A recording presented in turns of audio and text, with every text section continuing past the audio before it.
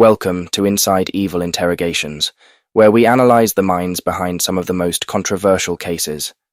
Today, we examine the case of Annalene Visser, a nurse accused of causing the death of Kevin Wingo, a 32-year-old man detained for drug possession in 2019.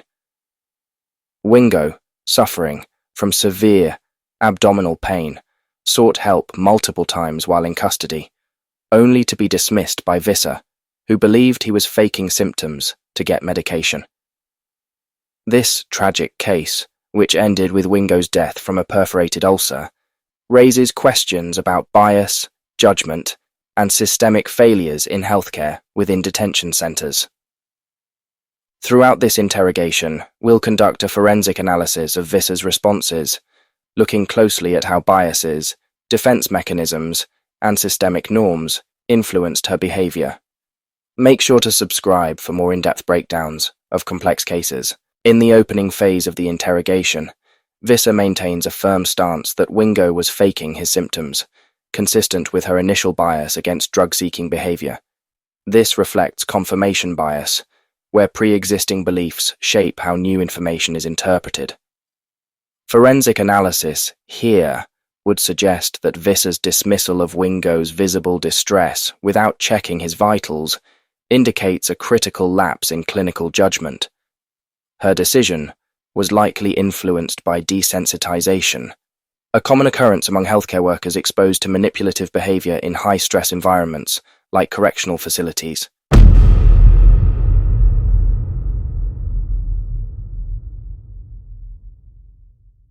Yeah, we're in here to talk about the incident that happened the other day at the gym. Okay. Mr. Wingo. Yes, Mr. Wingo.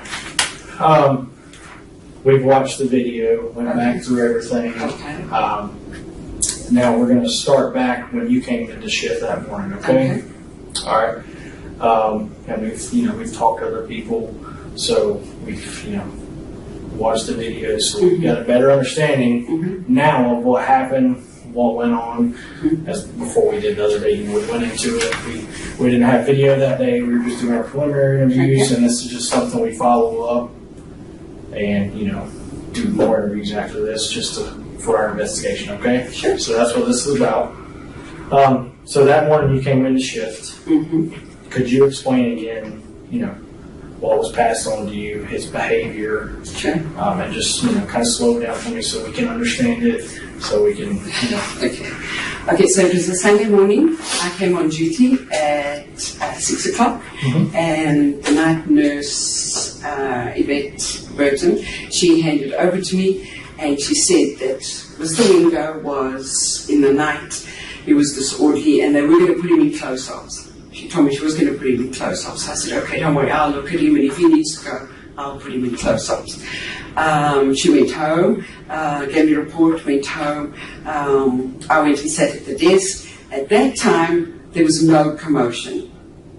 He was in room number 8, which is just a little distance. There was no commotion. And at that time, where were you sitting in reference to room 8? I was sitting near the officer's desk. Okay. So I sit there, which is about 3 doors away from me. He was in 8, 7, 6, and 5, just directly in front of me. Okay, there was no commotion. Then what happened is, while I got up, is the gentleman next to his bed was at the back, and there were 1, 2, 3 bunks, and here's the door. The door was here, and the gentleman on the right-hand side, Mr. I can't remember his name, Watkins, I can't remember his name. He got up to go to the bathroom, and Mr. Wingo got into his bed. So when he came back, he said, hey, this guy's in my bed, okay? And Marshall was on duty. She was the deputy at the time. And I didn't go yet. That wasn't the first time that I went there. So we saw the commotion, and he was loud at the time, and this guy, I think it was Mr. Watkins, if I remember, said, I can't remember his name, I think he said, get him out of my bunk. Okay. He got up, and he went back to his bunk, Mr. Wingo. Then later on, he came and he moved in between the 2 bunks, and he was lying there, and that's when the gentleman, Mr. Watkins, I think his name was Watkins, called and said, get this guy away from me because he stinks. And that's when I got up and I went to the window to see. And I said to Mr. Wingo, go back to your bunk. This is not your bunk. Wingo was in pain and may have been disoriented or attempting to rest in the bed that was a shorter distance for him to reach. And he scooted back and he went back to his bunk. Okay? Then I went back, and then later on, this guy went to the bathroom again. And that's when Mr. Wingo went into his bed again. And that's when Marshall said, I'll have to move him to close ups or move him out. And she told him to come. I wasn't standing there, I was standing at a distance, I think behind the counter. I was standing behind the counter. And Marshall took him out and she called Sergeant Gordon to come because at that stage he was rowdy and loud. Gordon took him, handcuffed him, got him up, he stood against the window and he handcuffed him, and I think he moved him to the seat in front of the desk, and he was loud, he was talking, and then they said, Gordon said, then Major Harris came, and Gordon said we're going to take him to the annex. And he walked to about room number 11, and then they said, okay, I didn't see it, they said that they're going to put him in a wheelchair, and they moved him to a wheelchair. All right, let's go back to when you were sitting at the desk over there. Okay. And this is, right when you came in. Was anybody saying anything to you? Did you hear him over the intercom say he couldn't breathe? Did any other nurses advise you of this? No. Nobody said anything to you while you were sitting at the desk? No. He was rowdy and he was loud. Okay. He was rowdy and he was loud. I understand that. But what I'm saying is, he didn't say but the nurses that were in the infirmary, assigned out to the infirmary, nurses, techs, whatever they were, did any of those say what to me? Yes, to you that he needed to be checked because he could not breathe? You don't recall that? No, I don't recall that. No, not at all. No.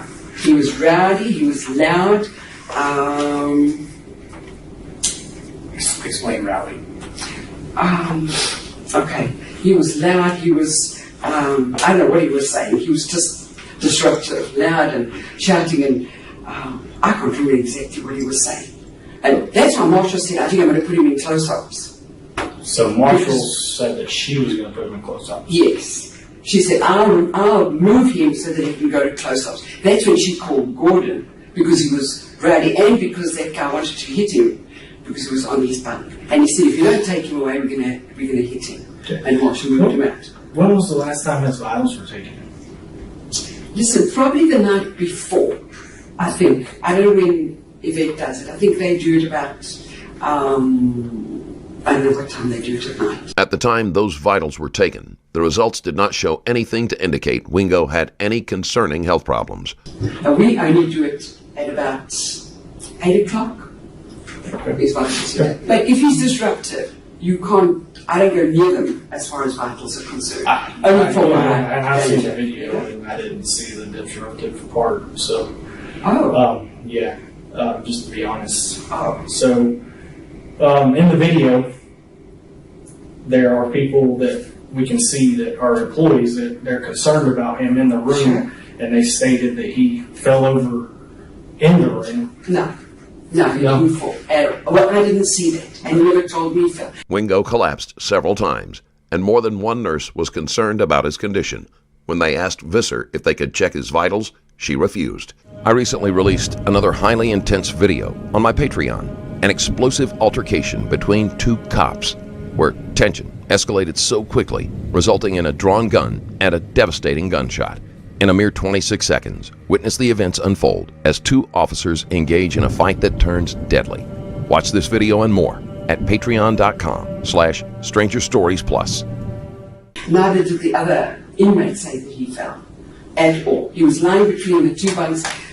I don't know, maybe he thought that was the bed or he just wanted to lie there. And the only reason I went was because that gentleman, Mr. on the right-hand side, said, move him because he stinks, we don't want him here. And I asked him to go back. Did any of the nurses say that he fell? No, to you? Not to me. No, not to me at all. would it be surprising if some of them did say that they told you that they I would be surprised, yeah, because I went there. I went to his room. I don't know if you saw that in the video. Yeah, I saw Okay. you. I did go to the room. Yeah, you did. I did go to the room and ask him to move back. Now, when you asked him to move back, how did he move back? He moved back with his hands onto the bunk. Did that look a little bit No, like not normal, and the way he was no, crawling? he had on white pants. When I asked him to move, he moved back. He scooted back with his hands. When you were talking to him, what was his complaint at the dorm? He didn't say anything. He didn't say He didn't anything. any at the window. All I said to him is, Mr. Wingo, move back. And I still went like this and said, move back to your bunk.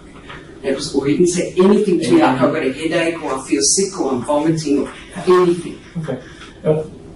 Why were you asking him to move back? Because the gentleman said, if you don't move him, he's lying. You know, I went through because the gentleman said he's lying here on the floor and he stinks. That's why I went there and said, please move back. And we did. I guess what I was getting at with that is the deputy.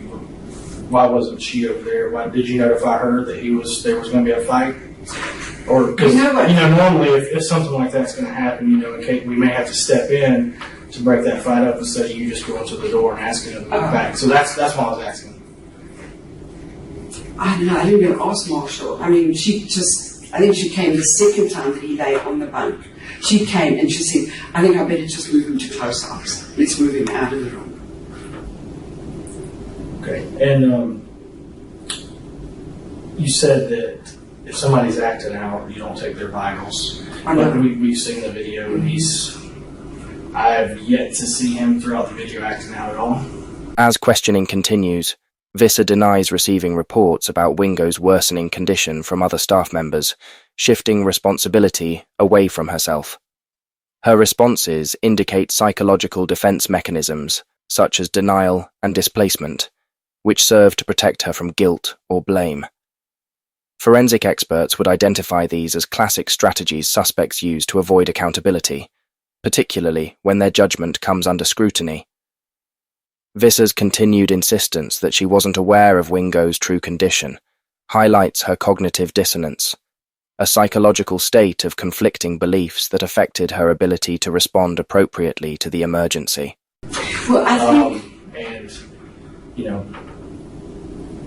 There's people did anybody mention about taking his vitals to you? Do you remember that? When somebody said that to you? No. Nobody said take his vitals. No. Okay. No. I went over there because he was loud, okay?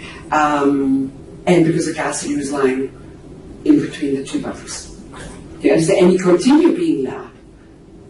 So, explain loud to me. Okay, he was talking... Explain like how he was...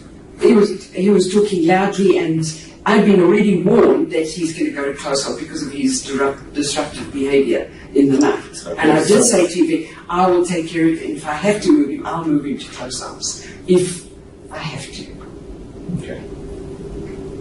So you don't think you were just coming to an assumption since you'd already been warned about that he was acting out? Well, maybe I was warned. Okay, yeah. Maybe, be careful, Yeah. Maybe, but I mean... Marshall moved him out because he was disruptive, which is like everybody's fun. Okay. And we didn't want to fight. No, you don't want to fight. Sure. I'm just having a hard time recalling that no one, stated his medical emergency to you. That,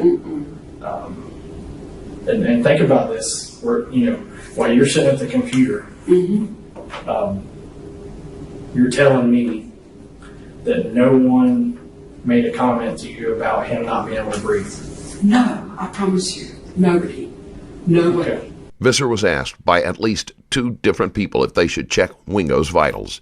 He had been sick and was visibly sweating, which is a symptom he would not have been able to fake. I'm not lying, I promise you. Okay. And you're telling me nobody made a comment to check his vitals. No. Do you know what his oxygen level was when he came in? No. You don't recall? Okay. I don't recall that. I know they did the vitals the night before. Okay.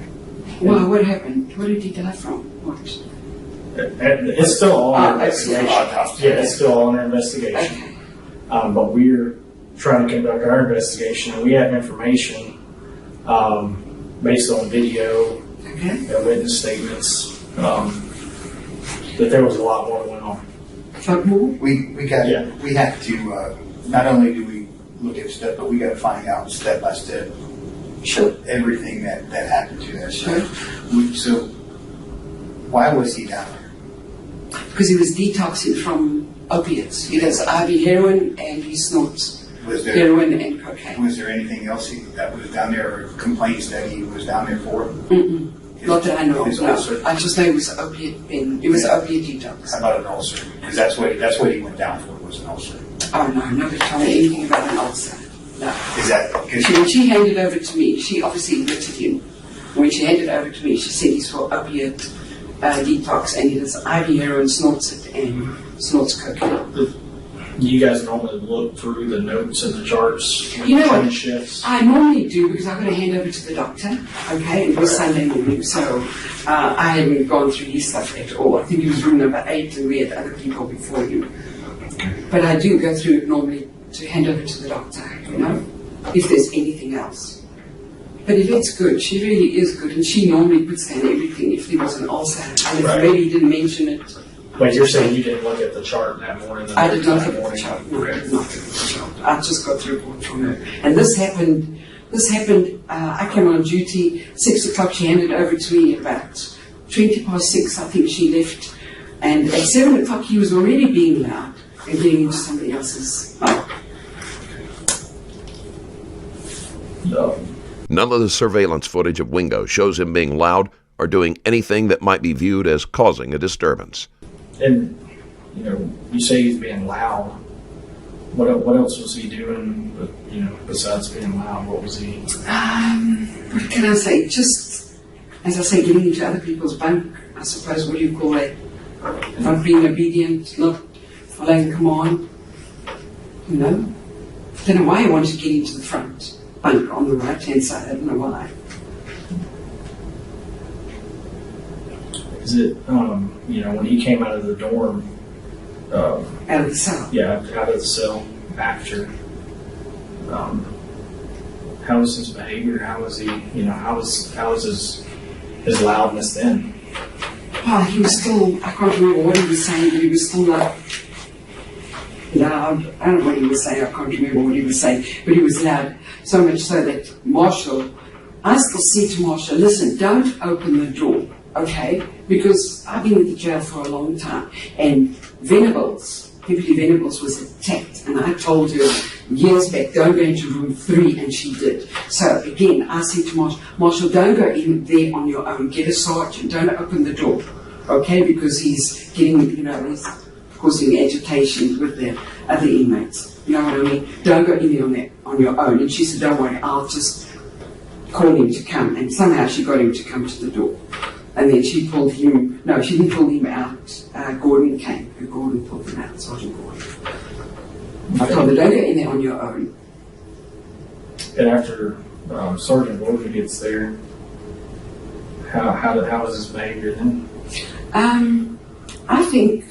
know if he was resisting him because, let me think, Gordon got him down and told him to stand up, and he did stand up, and he put his hands on the glass, and Gordon handcuffed him and moved him, I think, to in front of the desk, and he was still loud. I don't know what he was saying, but he was still loud. And then Major Harris came, and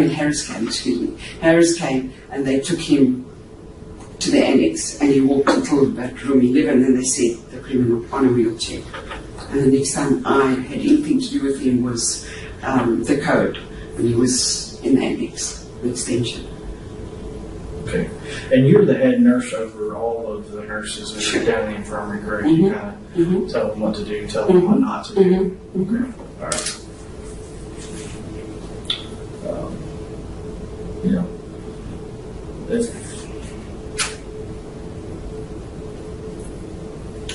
And I must admit, when they called the code, I was like, who can that be? Is that Wingo acting out? and I nearly didn't go because the other RN went. Luckily I did. What conversation did you and Harris have about the move? About who? The move to To the annex. annex is the extension. The extension. Listen, I had no say in that. I had no say as to where he's going. You know what I mean? They didn't ask me. I mean, that's Marshall and Gordon. They decided to take him to the extension. They could have put him into our close house, maybe a full, I don't know what. Marshall decided to take him to the annex. So The extension. you and Major Harris then, Major Harris, who decides? Are you guys able to put? No. It's been so. Who, We don't have any input as to where they go, you know? I can't say, don't take him, put him in the... I mean, they could have put him in close-ups right there. Maybe it was full, you know? I don't know. You know? But we don't have any say. You know? I don't say he can't go. That's medical doesn't have any say. Security moves as they deem, you know? and then, was any of the times when he was talking, was there anything saying about being in pain? No. Because my view of the video is he's in physical pain, and he passed out. Passed out? Where? About 6 times. That's what he was going when he was getting on the boat. He was passing out. He did it No. one time he was standing straight up and he went flat straight back. Boom. And a nurse saw it. Which nurse? The one sitting at the front counter. And she looked up. And she The said, tech saw it at the front counter. Tiana. And he fell right back. Nobody told me that. I promise you, nobody told me he that. passed out a minimum of 6 times. When he went south. How can he pass out and then just come through quickly? You know what I mean? He fell out, and it wasn't a fake fall. And no one was watching. You know, Okay, nobody told me that. And then Nobody told me that he fell. Nobody told me that. He went to the bathroom multiple times. Who?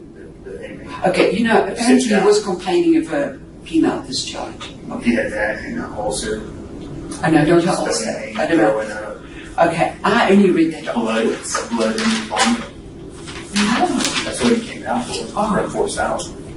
But you know what? He came down for that and then he changed his tune, remember? He came down and said he hasn't got that anymore. He said, now I've got, I think it ended up with penile discharge. But I don't know, he never spoke to me about that at all. And nobody told me that he fell, straight back, fell out. No. That's what he was doing when they were complaining about being in his boat. It's because he'd be standing there and all of a sudden he'd just be boom, gone. No. And No, fall you don't out. pass out like that. No, I don't believe that. During this segment, Visser's responses begin to contradict each other. Initially, she claims that patient transfers were outside her authority, but she later admits that she could move patients to close observation cells. This inconsistency points to an attempt to manipulate the narrative, which is common among individuals seeking to minimize their culpability. From a forensic perspective, this behavior is significant as it suggests that Visser was struggling to maintain a coherent defense while attempting to justify her actions. This shifting narrative indicates the presence of cognitive dissonance, where Visser is torn between professional ethics and her own biases. It's on video, so Oh. he did. Yeah, he did. Then he just passed out and came back. It's very disturbing. He'd be out for a little bit time, and then he'd wake up and then he'd kind of wobble over to his bunk. He was disoriented. Does it show where he comes to the other guy's bunk? That's right. He falls in it a couple times. When he's getting into the bunk, he's falling into it. He's not. But listen, if you fall and you faint, when you come through, you can't just move off the bunk. No, he would be disoriented for a minute, and it would take him a second, and then he would kind of crawl over to his bed. Just like you were saying, he was backing up some. Yeah. That was after he Did fell you out. see him backing up? That's the only time that when I went there, saw him backing up. But I went over there because the gentleman was saying he's in my bunk.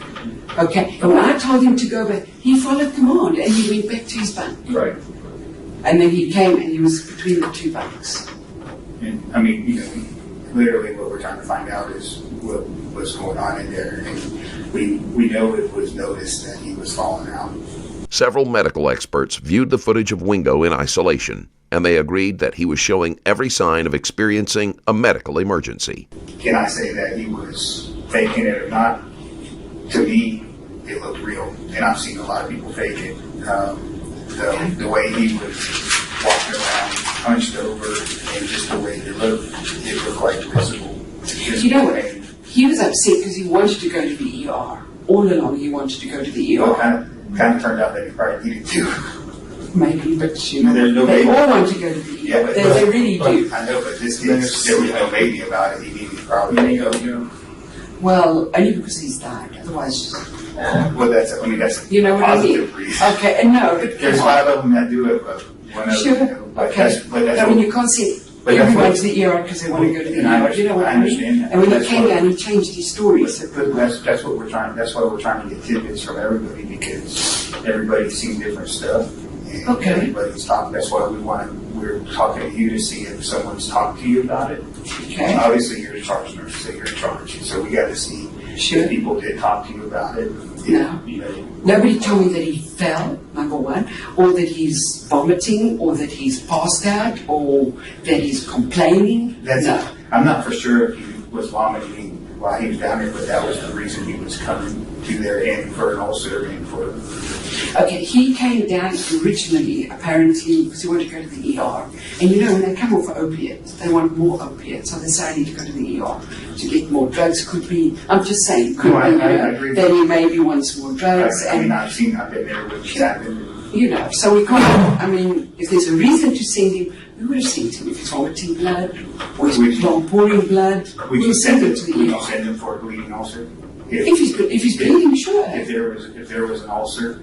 If there was blood and he's he- vomiting red blood, Yes. sure, we would send him. So how about if that was happening in Fort South and he got sent down for that?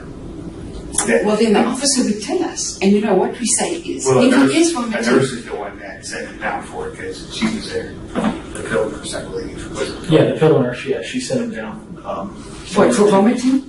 And his complaint was of ulcers. Of ulcers. Okay, so that's new to me. But usually, okay, what happens if they say on the pod they're vomiting? We usually say, give them a red bag so we can see the vomit. Okay, that's all I want to do. I don't mind, you can come down. Let me see the vomit. And when I see the vomit, I call the doctor and say, listen, he's got vomit, blah, blah, blah, blah, blah, blah, blah. And the doctor will say, send him out or start an IV. We're good at that. But that's what, and that's, this situation is before you Before came I came on work. duty, sure. So that's something that we're trying to look into too, and see what the circumstances are with you being a charge nurse. So, did they, and I'm not super, was there blood in the vomit? Is that what was said for coming down, or was he saying that it was? Just complained of ulcers when he came down. The blood and vomit was several days before that he was complaining about. And While in custody? Yeah, while in custody. Yeah, because he was given a shot by the doctor. Okay, his- that's for a his few nausea. days. Okay, that's a Right. few days. And that's when he was in Bury South. Okay, he was given Finnegan. I remember he was he given. was. Oh, yeah, I think somebody told me they gave him Finnegan. Yeah, so he's been thrown up for a few days. I don't know about a few days. I mean, if we had Finnegan, if you vomit once, we'll give you Finnegan. Right. You know, we A don't. shot of it? Sure. I don't It's know. nothing. I Yeah, don't sure, sure, I mean, I know my wife took it when she was pregnant. sure. Yeah, Finnegan, good stuff. But so when he came down, he changed his story. Apparently, that's just what I was told. I didn't read the chart.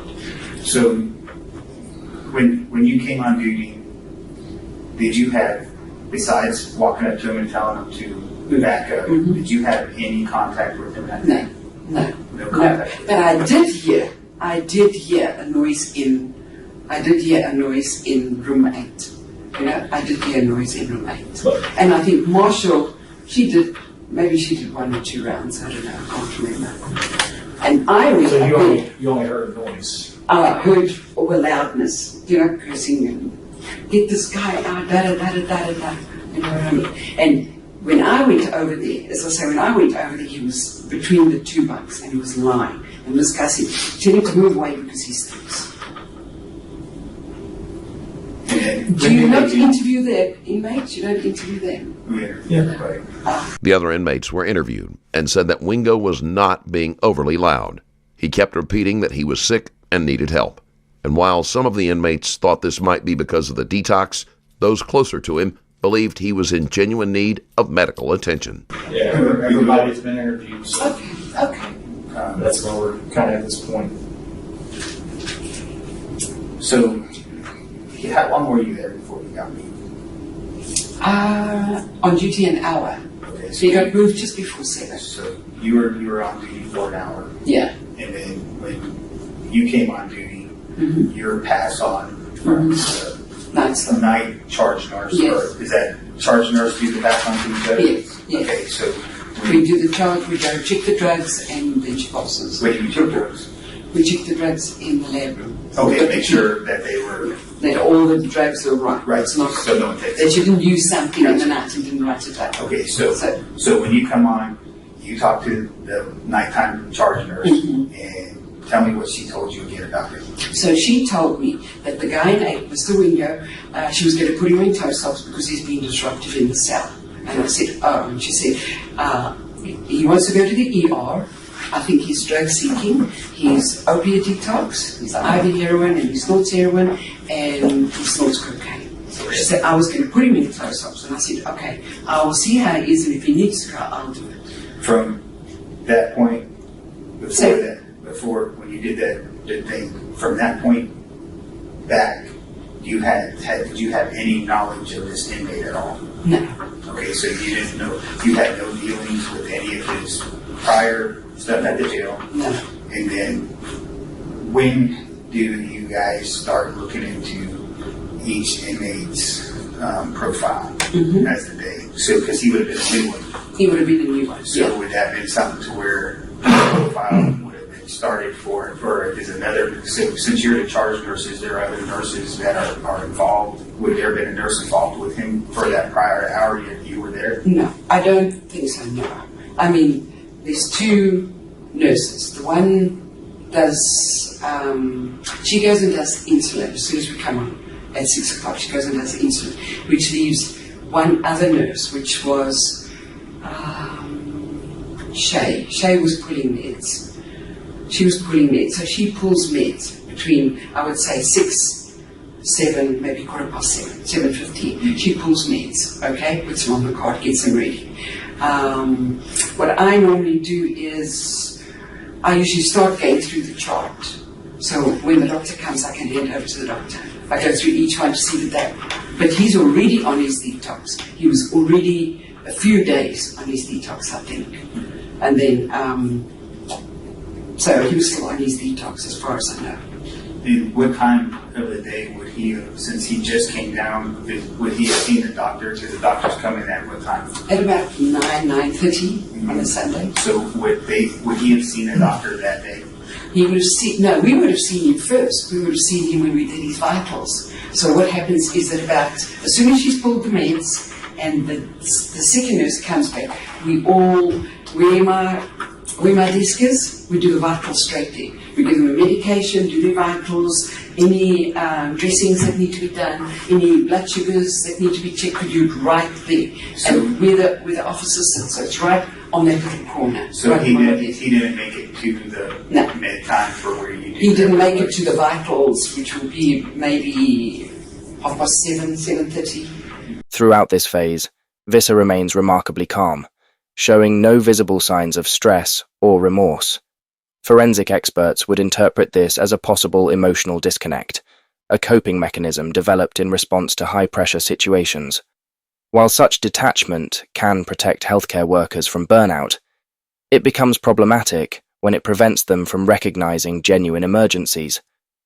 Visser's lack of empathy in this scenario suggests a degree of desensitization to patient suffering, further exacerbated by systemic conditions that prioritize protocol adherence over individualized patient care. 7:45 we do it. So, Because he was moved at 7 o'clock, they moved him to the extension. so at a normal time, when you get in, you get your pass on, and then you guys would start preparing your stuff about 7:38 or 8 or so when the cart's loaded for medical.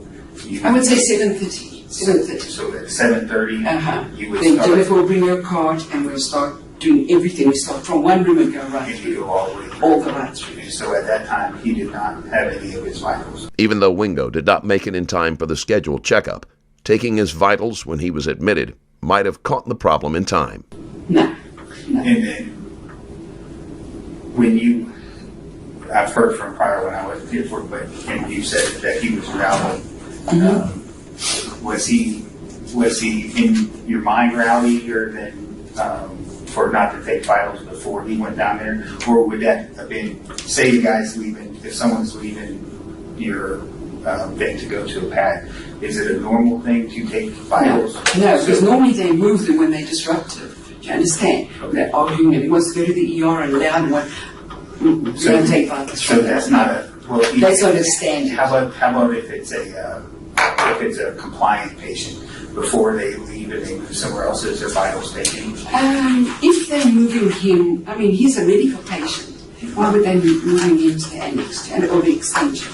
I don't understand. They wouldn't move him because he's a medical patient. I know, but I'm saying that on a normal stance, a person that's moving out of the infirmary, is that part of the process that the infirmary would be vitals before they left? No. If they're close-ups and they're cleared by mental health, they go straight to the part. We don't do their vitals if they're cleared because they want to kill themselves. Right. So when they're cleared, they go straight. So how about a medical patient?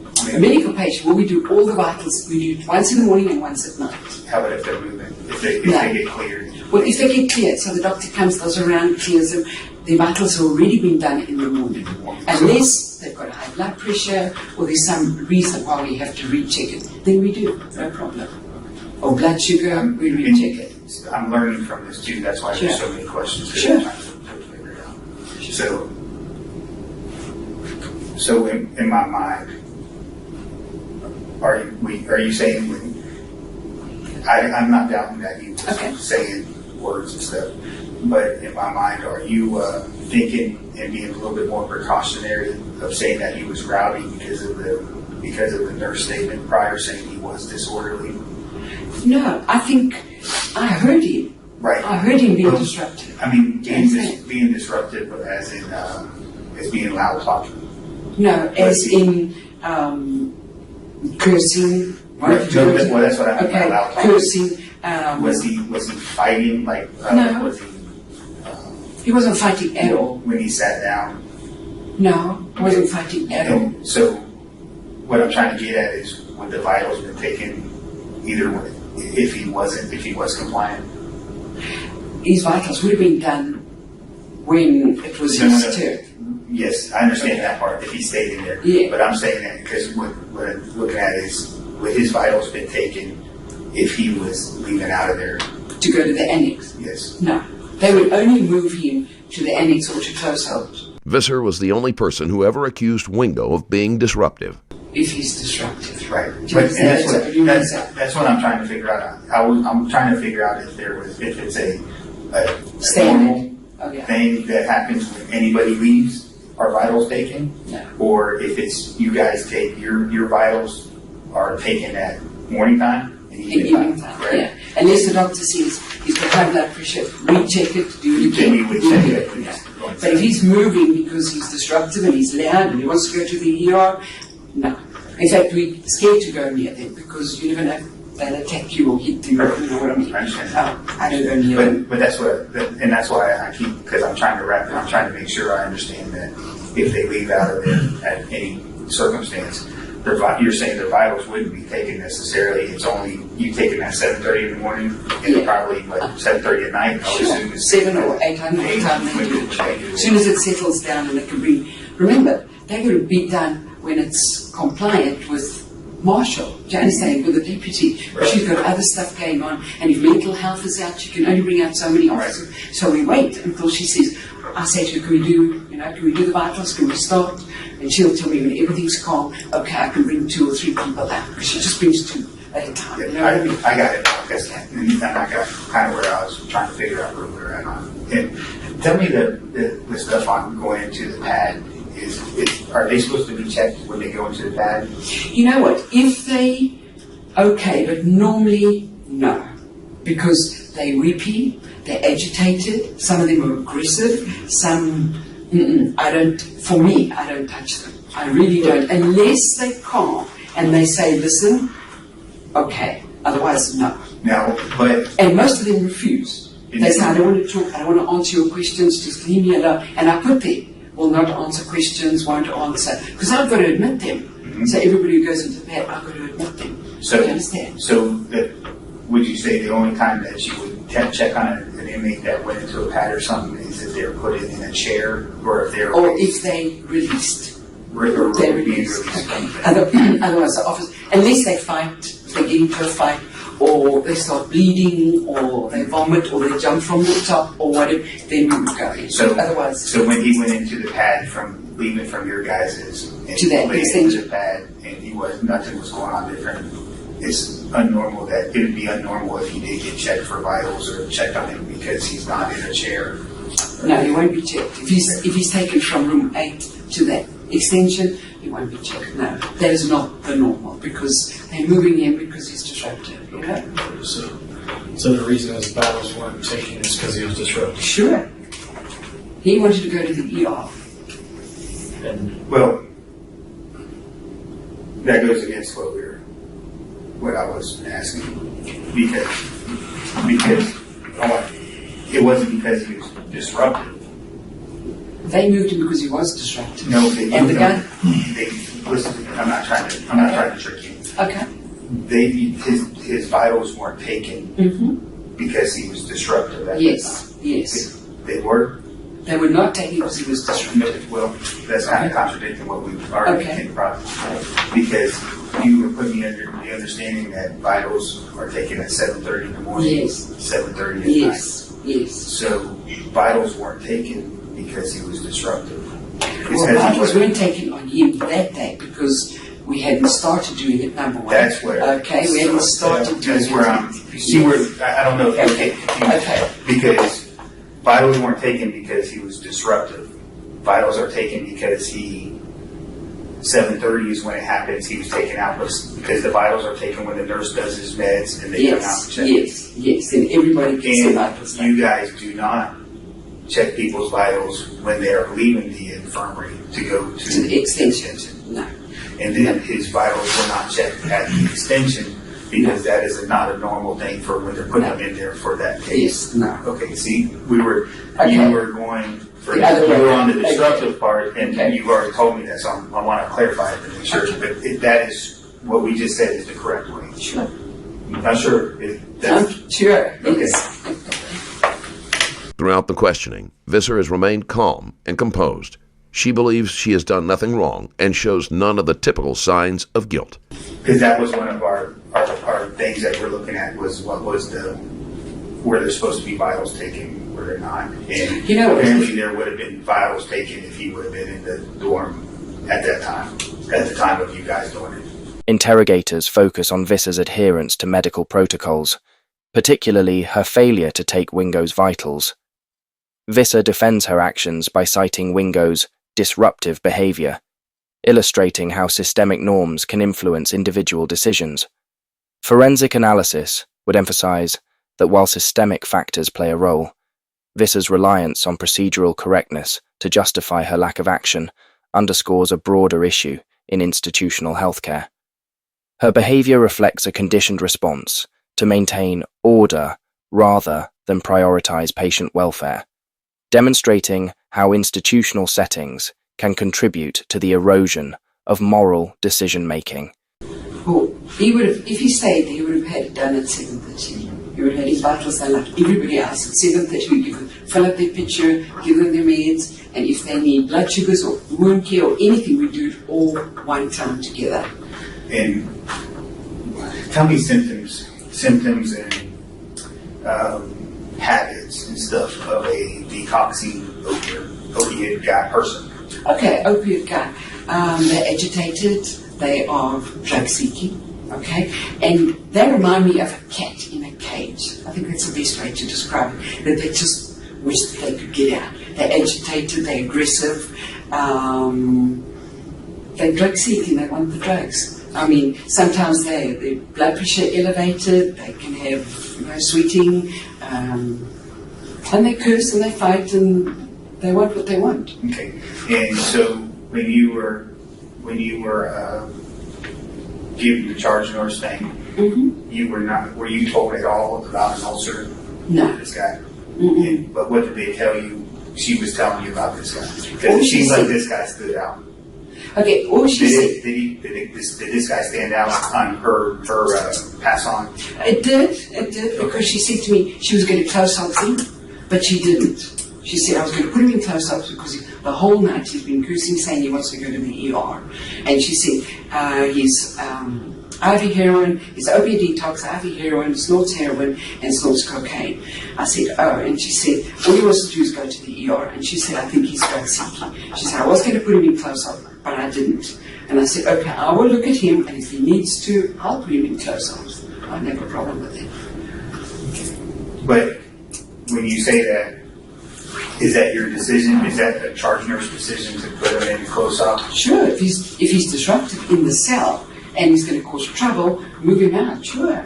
Okay. Sure. What do you have to do to do the close-up? Do you have to get? You have to fill out a form as to why you're putting him in close-up, and you explain disruptive,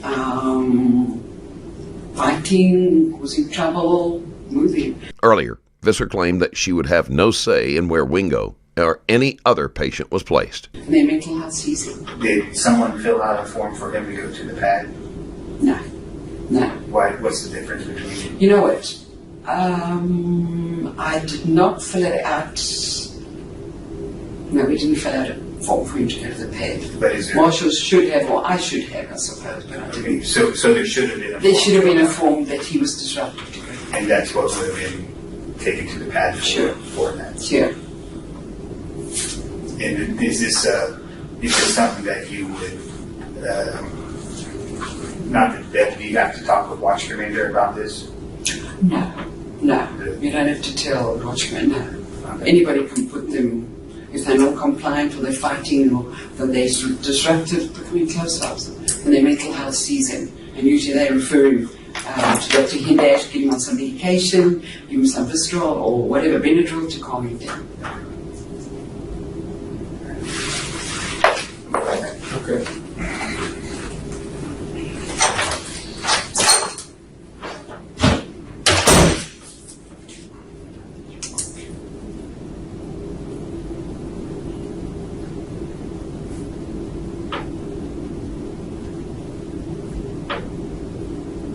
You gotta go back to shift. Yep, that's right. What time are you off? 6. Okay. Well, So we have an autopsy as to why. What was the white stuff around his nose? I'm See, not I'm the sure. only one who Yeah. saw that. Yeah, I'm not sure.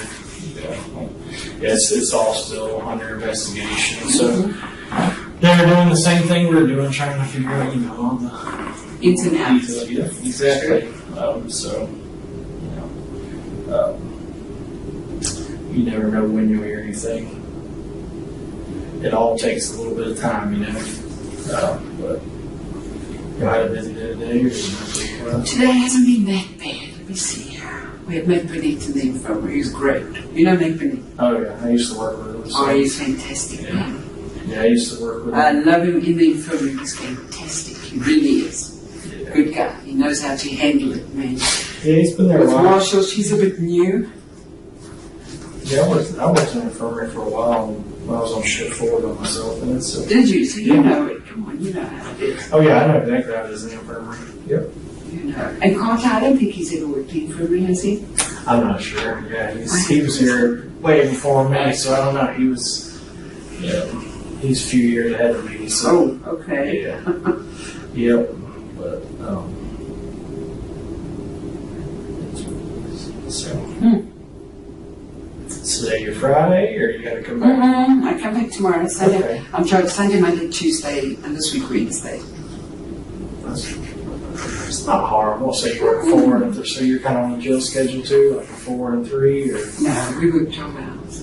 But do you work 4 days at a time, and then 4 days. And 3 then you days have off. 3 days off, and then 3 days on, 4 days off? I do Sunday, Monday, Tuesday, every week, and usually every Wednesday as well. Okay. It's not bad.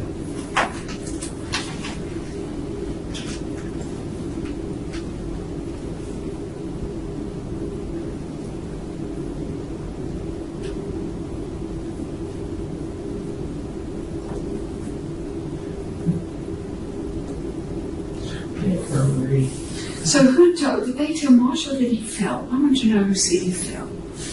Why'd they tell me he fell?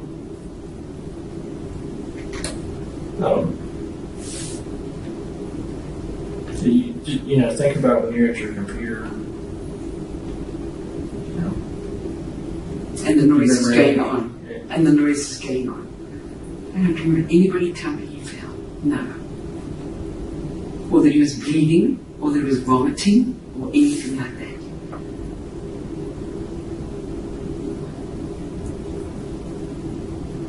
Yeah, not necessarily the bleeding and vomiting, but did your the short, him not being able to breathe and having trouble breathing. So, He was loud. If you're loud, you have problem breathing. You know what I mean? If you're loud and you're disruptive, how can you? I want to go to the ER. You know what I mean? I can't remember what I said, but it was loud. That's why we moved him, because he was loud and disruptive. That was when we moved him. It's got a bug.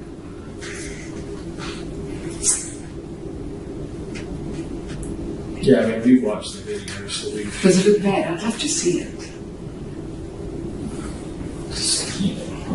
Does it show that he falls back really?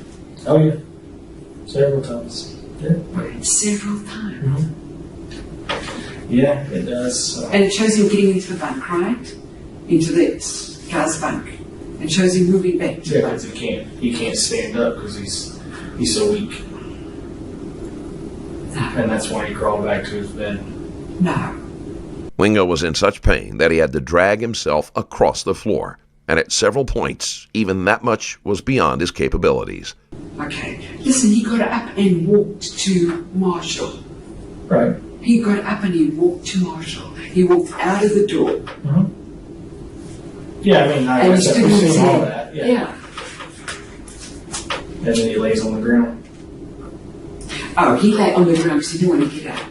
He lay on the ground. Is that after he was cuffed or before he was cuffed? He didn't want to get up. And that's right. And Gordon said, come on. I heard Gordon say, come on, get up. Get up. You can move. And he got up. And then Gordon took him and he sat on the chair and he was still loud. I don't know what he was saying there. I don't know what he was saying, but he was still loud. And then Gordon Loud okay. and like screaming. I want to go to the ER and you people don't So he was like screaming. Yeah, he was shouting, yeah, I want to go to the ER and I don't know what else he was saying. And then Major Harris came and they took him. Listen, I had a guy once who came from the annex. Sergeant Brandon was with me. Listen, he sat in the chair. He was laughing. He came, I don't know if you heard about him. In the final segment, Visser maintains her stance that she acted correctly, despite evidence suggesting otherwise. This reflects the persistent influence of bias and defense mechanisms on her judgment. From a forensic standpoint, this case demonstrates how bias, combined with cognitive dissonance and systemic conditioning, can lead to severe lapses in patient care. The analysis underscores the need for comprehensive training to help healthcare workers identify and mitigate biases, particularly in settings where patients are vulnerable and the consequences of misjudgment can be fatal. He laughed coming to the infirmary. He sat in the chair. Sad. Very sad. Very sad. No.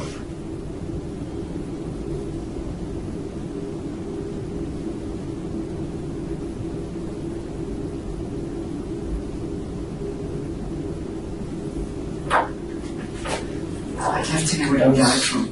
I was, and you talked to Major Harris. You talked to Major Harris that one? I don't know. I've watched so much video. So. Did I speak? No. I don't think I spoke to him at all. He spoke to Gordon and they took him out.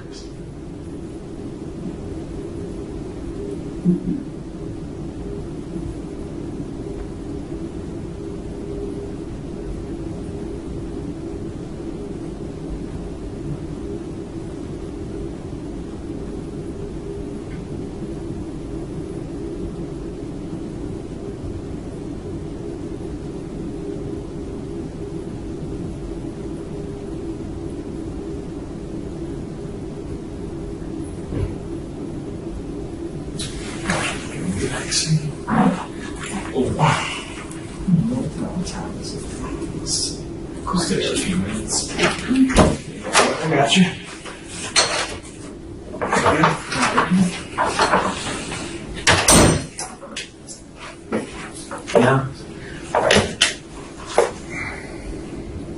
Why did you not write a form up for him to go to Pat?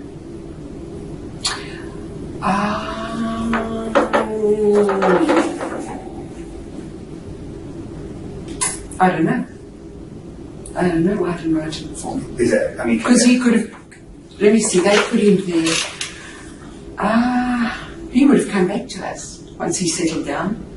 I know, but And he was calmer. but going to the pad, there's supposed to be a form. There's supposed to be as to why he came to the pad. So why wasn't that done? I didn't do it. Visser cannot come up with a good reason why she did not fill out the correct paperwork. In addition to her refusal to allow his vitals to be taken, it almost appears as if Visser singled out Wingo for neglect. I really... Is that whose responsibility is that? I suppose it falls on me or Marshall. Why he went to the annex disruptive. And then still trying to get something. Why did, when the guy's being disruptive and stuff, would that not cause you to read his chart to find out what's going on? No, at the time, I think you just handled the situation at the time as to what they're going to do with him. Well, I mean, that's, and what I'm getting at is because he's disruptive. What I see is he's disruptive and he's acting out. Sort of, from the video, from me looking at it, I mean, he looked like he was actual pain, faking or not, stuff. Okay. But would that be something for medically, like besides? I know. Did you already have your mindset that he was detoxing? I knew it was detoxing, yes. And because they said that, did that just pass that on from That stuff. Well, from another medical emergency? In your mind, already thinking that he's just detoxing? Did that change your mind as of being a true medical emergency? Because that's what it looks like is happening.